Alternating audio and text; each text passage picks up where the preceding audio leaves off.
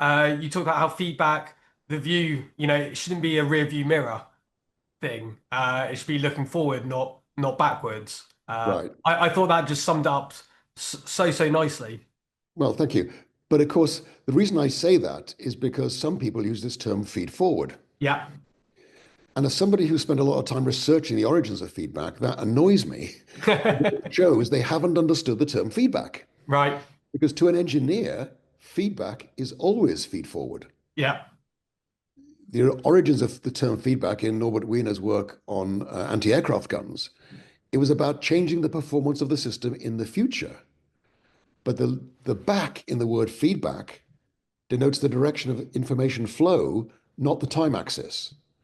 And so the idea is that you feed back the information you're getting from where these flak shells are exploding to change the timing on the flak shell when it's launched. So feedback is always feed forward to an engineer. And it just annoys me that people use the term feed forward. And I was just trying to think of ways of explaining this. And so, yes, it's the view through the windscreen, not the rear view mirror. yeah. Douglas Reeves, I think, puts it even more eloquently by talking about the difference between getting a medical and a post-mortem. And the trouble is, most kids' feedback is a post-mortem. Yeah. You would have got a better score if you'd done the following things. So it's trying to get it's all about performance rather than learning. It's about improving the grade or the score that you get on a particular piece of work rather than helping them make more progress in the future.